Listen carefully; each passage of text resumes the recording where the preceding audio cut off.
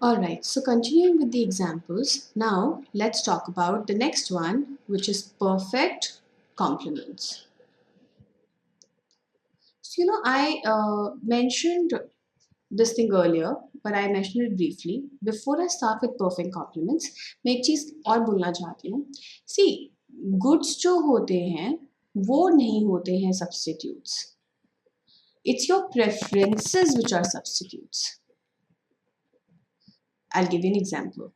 For a lot of people, काफ़ी लोग बोलते हैं कि हमारे लिए tea and coffee are substitutes. But for me, मेरे लिए टी और कॉफ़ी सब्सिट्यूट नहीं है. For me, tea is different. For me, coffee is different. So it is not the nature of tea or coffee which make it a substitute. It is your preferences towards tea and coffee which make them a substitute. I'll repeat myself. इसके अंदर good की कोई nature नहीं है जो उसको substitute बनाती है. मैं ओवरऑल पूरी इकोनॉमी के लिए, सबके लिए, दुनिया के लिए ये नहीं बोल सकती टी और कॉफ़ी सबके लिए सब्सटीट्यूट है या शुगर एंड हनी सबके लिए सब्सटीट्यूट है. मैं ये बोल सकती हूँ कि हाँ, जिस तरह से आप अपने गुड्स को देखते हो, आप बोल सकते हो कि आपके लिए कौन से दो गुड सब्सटीट्यूट है. Like for me, sugar and honey are substitute. For you, tea and coffee could be a substitute. For a third person, anything else can be a substitute. So it is not the nature of goods जो define करते हैं कि वो substitute है कि नहीं है. It is your preferences towards those goods कि वो डिफाइन करते हैं कि वो सब्सटीट्यूट्स हैं कि नहीं है. सिमिलरली कॉम्प्लीमेंट्स भी ऐसे ही होते हैं.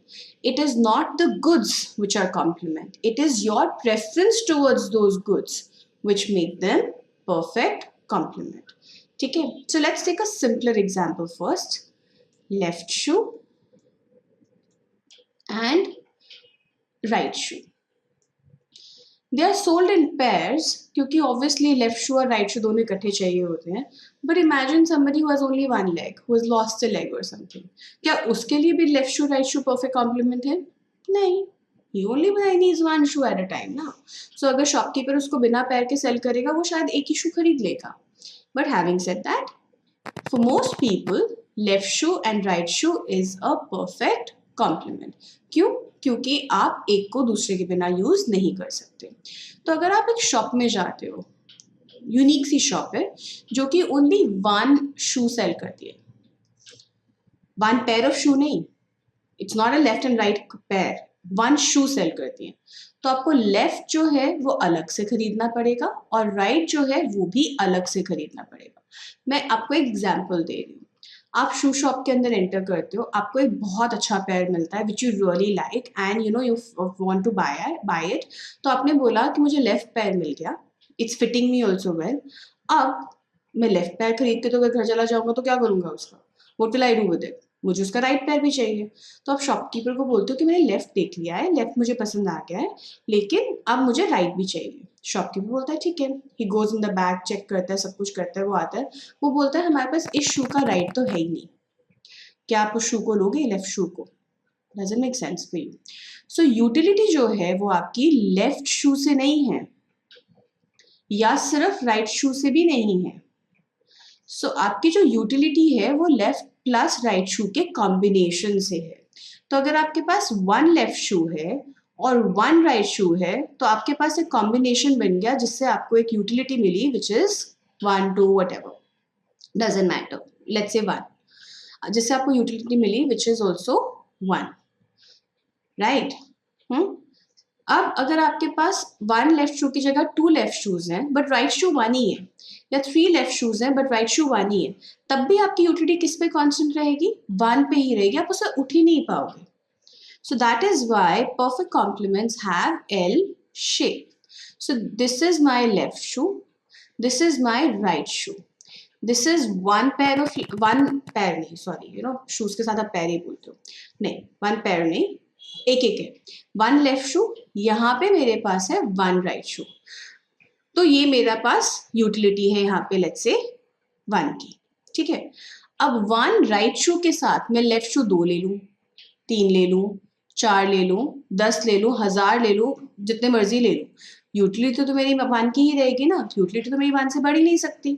सिमिलरली अब मेरे पास एक लेफ्ट शू है, उसके साथ मैं 2 राइट शू ले लूँ, 5 ले लूँ, 10 ले लूँ, 20 ले लूँ, जितने मर्जी ले लूँ, यूटिलिटी तो मेरी 1 ही रहेगी ना। यूटिलिटी को बढ़ाने के लिए मुझे क्या करना पड़ेगा? What will I have to do to go to a higher IC? I will have to increase both left shoe and right shoe. तो मुझे लेफ्ट शू और राइट शू दोनों को 2 यूनिट्स करना पड़ेगा, तभी मैं हायर यूटिलिटी कर्व पे जा सकती हूँ, हायर इंडेक्स कर्व पे जा सकती हूँ, वरना नहीं जा सकती। Another thing I want to clarify here before I move on to the next example. Perfect complement 1:1 की रेशियो में हो ऐसा हमेशा जरूरी नहीं है। Perfect complement means that for me to make a whole unit, मुझे यूटिलिटी मिलती है एक होल यूनिट से। इस होल यूनिट को बनाने के लिए मुझे कुछ एक गुड और कुछ दूसरा गुड चाहिए, तब मेरा ये होल यूनिट बनेगा। ठीक है, अब ये जो पहला गुड है और दूसरा गुड है उसका रेशियो 1:1 हो, ये जरूरी नहीं है। Let me take another example. Let's say I love to eat bread and butter, and on one slice of bread I want 2 units of butter. ठीक है, मैं ब्रेड विदाउट बटर नहीं खाती हूँ, मुझे बटर विदाउट ब्रेड भी अच्छा नहीं लगता है। तो मेरे लिए अगर मेरे को सिर्फ कोई एक स्लाइस ऑफ ब्रेड दे दे और बटर ना दे, मुझे यूटिलिटी उससे नहीं मिलती है। मुझे कोई 2 यूनिट्स ऑफ बटर दे दे और ब्रेड ना दे, मुझे उससे भी यूटिलिटी नहीं मिलती है। मुझे किससे मिलती है यूटिलिटी? इस कॉम्बिनेशन से। तो इस कॉम्बिनेशन में मुझे चाहिए bread and butter, 1 unit of bread and 2 units of butter. जैसे मैं इसको कंबाइन करती हूँ वैसे ही मेरा कॉम्बिनेशन बनता है। जैसे ही मेरा कॉम्बिनेशन बनता है उससे मुझे यूटिलिटी मिलती है लेट्स से 5 यूटिल्स की। So every time I combine 1 unit of bread with 2 units of butter, I get a 5 utils of satisfaction. So which means कि अगर मैं अब इसका IC बनाऊं तो कैसा बनेगा? I have bread here and I have butter here. So when I have 1 unit of bread and 1 unit of butter, my utility is 0. I'm not getting any satisfaction. क्यों? क्योंकि मुझे सेटिस्फैक्शन मिलेगा जब मेरा बटर जो है वो कितना होगा? 2 यूनिट्स। सो जब मैंने 1 यूनिट ऑफ ब्रेड को 2 यूनिट्स ऑफ बटर के साथ कंबाइन किया तो मुझे जो सेटिस्फैक्शन मिली 5 यूटिल्स की। उसके बाद एक ब्रेड के साथ मैं जितना मर्जी एक्स्ट्रा बटर ले लूँ, मेरी सेटिस्फैक्शन फिर भी 5 रहेगी, क्योंकि more and more butter is not giving me more and more satisfaction. My satisfaction is from the combination of 1 bread and 2 butters. And अगर 2 यूनिट ऑफ बटर के साथ मैं अपनी ब्रेड इंक्रीज कर देती हूँ तो भी मेरी सेटिस्फैक्शन कितनी रहेगी? सिर्फ और सिर्फ 5।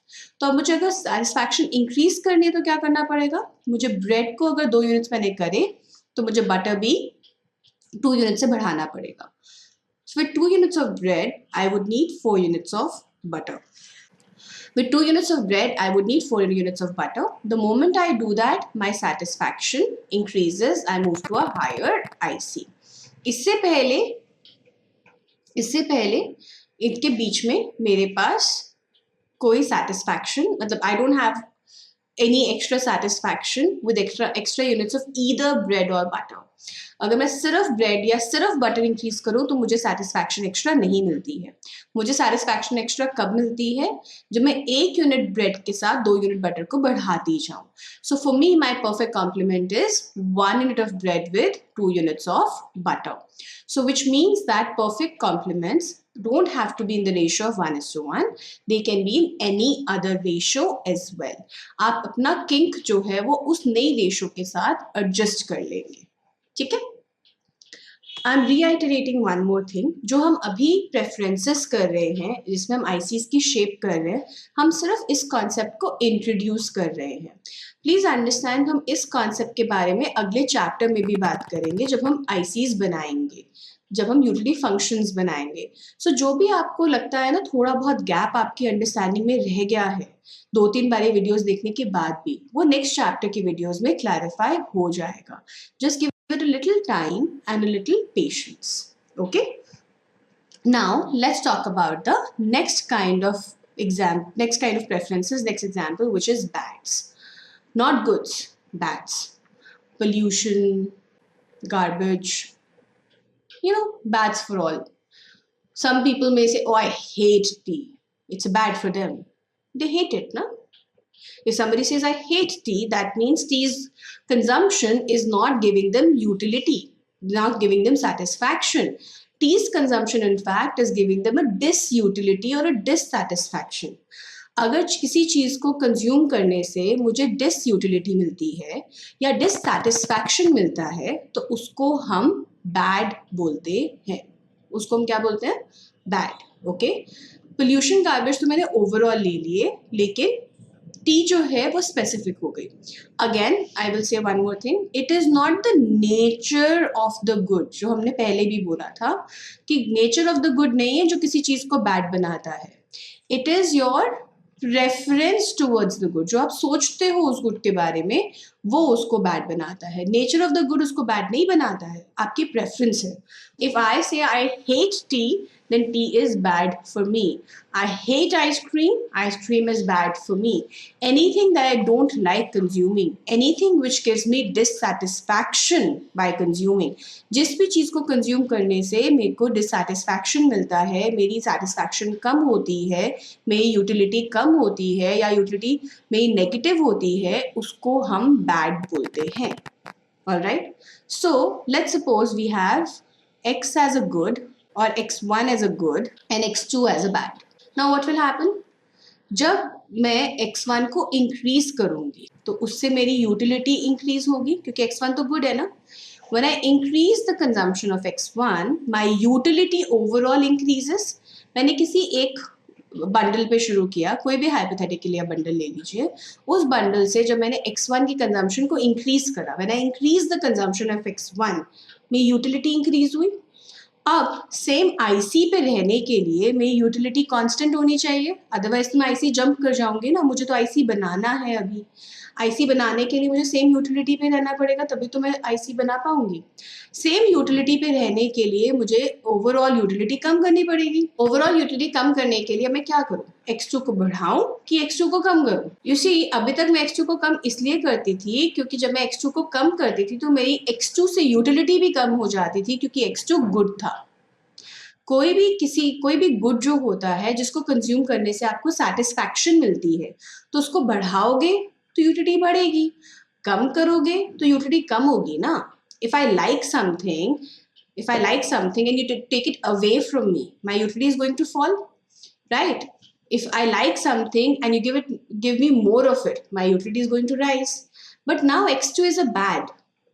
x2 जो है वो मेरे लिए बैड है, तो मेरे को उसकी थिंकिंग रिवर्स करनी पड़ेगी.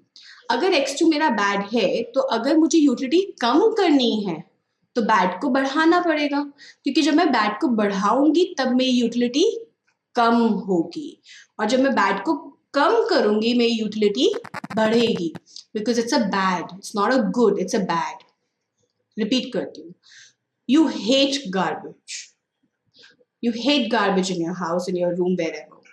अगर मैं आपको ज़्यादा दूंगी तो आप बोलोगे ना, ओह there's so much to get rid of, satisfaction कम हो जाएगी. अगर मैं आपसे ले लूँगी, मैं बोलूँगी ओह let me take care of it for you, you chill, आपकी satisfaction बढ़ जाएगी, right? So जब हमने x1 को increase किया, x1 good था, x1 good है तो यूटिलिटी बढ़ेगी. यूटिलिटी बढ़ेगी तो मैं हायर आईसी पे चली जाऊँगी. मुझे हायर आईसी पे नहीं जाना है, मुझे सेम आईसी पे स्टिक करना है. I want to have a constant utility because I want to plot an IC here. For a constant utility I will have to reduce the utility from good two. Reduce the utility will happen by increasing x2, not by decreasing x2, क्योंकि x2 क्या है? x2 is a bad. So which is why my IC is upward sloping. एक मैंने x1 को increase किया तो same IC तब होगा जब मैं x2 को भी इंक्रीज करूंगी. Increase good, increase bad. ठीक है. अब मेरे ICs की शेप कैसी है? Upward sloping. अपवर्ड स्लोपिंग में वो कहाँ जा रहे हैं? सो IC not, IC1, IC2, that's what the arrow means. IC1 पे सेटिस्फैक्शन जो है वो IC नॉट से ज्यादा है. क्यों? क्योंकि IC1 पे जो amount of x1 is a good ना, इज हायर. तो इस पे मेरे पास इतना x1, इस पे मेरे पास इतना x1 है, दोनों पे x2 सेम है. बैड सेम है, जिसपे कुछ ज्यादा होगा उस पे सेटिस्फैक्शन भी ज्यादा होगी ना. So when you moving rightward the satisfaction is increasing. Let's take another example. Now x1 is a bad and x2 is a good. x1 is a bad and x2 is a good. तब कैसे बनेगा IC? तब भी upward sloping होगा, but movement जो है वो इस तरफ होनी चाहिए, क्योंकि अब हमारे पास जो गुड 2 है, गुड 2 जो है वो गुड है और गुड 1 बैड है. So I want to get more and more of good 2. एक चीज मैंने आप लोगों को बोली थी कि एक होती है नेगेटिव स्लोप, एक होती है पॉजिटिव स्लोप. जो बैड्स होते हैं उनकी स्लोप क्या होती है? पॉजिटिव. अब पॉजिटिव स्लोप में वो स्ट्रेट लाइन है, वो कॉन्वेक्स है कि वो कॉन्केव है, दैट डजंट मैटर, क्योंकि अगर पॉजिटिव स्लोप है तो पॉजिटिव स्लोप है. अब वो ये शेप है, ये शेप है, ये शेप है, वो अभी हमें बॉदर नहीं करता, वो हम बाद में देखेंगे जब हम यूटिलिटी फंक्शन को डिटेल में स्टडी करेंगे. ठीक है. So these were the 2 example. The third example I want to talk about here is neutrals. कोई ऐसा गुड जिसकी कंजम्पशन से मुझे ना सेटिस्फैक्शन मिलती है ना ही डिससेटिस्फैक्शन मिलती है. For example, I can say, oh you know, I'm very neutral towards, let's say, ice creams. मेरी preference है. I could be neutral towards anything. Some of you might be thinking, oh, I love ice cream, but that's your preference, है ना? मेरी तो नहीं है. So for me, my preference is that I am neutral towards ice cream, which means when I consume an ice cream, my utility neither goes up nor it comes down. My utility neither goes up nor it comes down. Example लेते हैं. x1 is a good, x2 is a neutral. जैसे ही मैंने x1 की consumption बढ़ाई, मेरी utility बढ़ी क्योंकि ये गुड है. अब सेम IC पे रहने के लिए मुझे यूटिलिटी को कांस्टेंट करना पड़ेगा. उसके लिए मुझे x2 को बढ़ाना पड़ेगा कि कम करना पड़ेगा? x2 न्यूट्रल है, मैं कुछ भी करूं तब भी मैं ये काम कर ही नहीं सकती हूँ. इसका मतलब मैं x1 को बढ़ा ही नहीं सकती हूँ. इसका मतलब न्यूट्रल के अंदर जितना मेरे पास x1 बढ़ता जाएगा उतना मेरा satisfaction भी बढ़ता जाएगा. So these are my shape of the IC, IC0, IC1, IC2 and so on and so forth. So as I go on increasing x1, जैसे जैसे मैं x1 को बढ़ाती जाऊंगी वैसे वैसे my satisfaction from x1, जो मेरी satisfaction है x1 से, वो भी बढ़ती जाएगी. Imagine the other one. x1 is a neutral and x2 is a good. तब क्या करोगे? ये वर्टिकल लाइंस थी, उसमें हॉरिजॉन्टल होंगी. क्यों? क्योंकि अब जब आप x2 को बढ़ाते जाओगे तो आपका satisfaction बढ़ता जाएगा. As you go on increasing x2, the satisfaction from x2 will also go on increasing. Right? So in the next video हम लोग continue करेंगे अपने example से. These were our perfect complements, bads and neutrals. Before I leave you with this video, for you to do it one more time or a few more times, think about, just think about इसका हमारा slope क्या है. You see, here the slope was positive. इससे पहले जो हमने perfect substitute किया था उसमें the slope was negative. Neutral में क्या होगी? Neutral में क्या होगी? Slope is change in x2 by change in x1. In a neutral, either this or this is always 0. Either this or this is always 0. Which means that कि हम trade off तो कर ही नहीं सकते. अगर x1 मेरा good है और मैं x2 के लिए neutral हूँ, तो no matter how much x2 you give me, मैं x1 आपको give up नहीं करूँगी. दोबारा रिपीट करती हूँ. अगर मेरे लिए x1 गुड है और x2 के लिए मैं न्यूट्रल हूँ, तो आप मुझे जितना मर्जी x2 दे दो, मैं x1 गिव अप क्यों करूँगी? पॉइंट छोटा छोटा यूनिट भी क्यों दूंगी ही नहीं. क्यों? क्योंकि x1 से मुझे यूटिलिटी मिलती है और x2 से मुझे फर्क ही नहीं पड़ता है. Right? Fair enough. Which is why trade off तो है ही नहीं. ट्रेड ऑफ नहीं है तो स्लोप होने का मतलब ही नहीं बनता. Right? So stay with that thought, see the video one more time, and then we will move on to the next one. Thank you.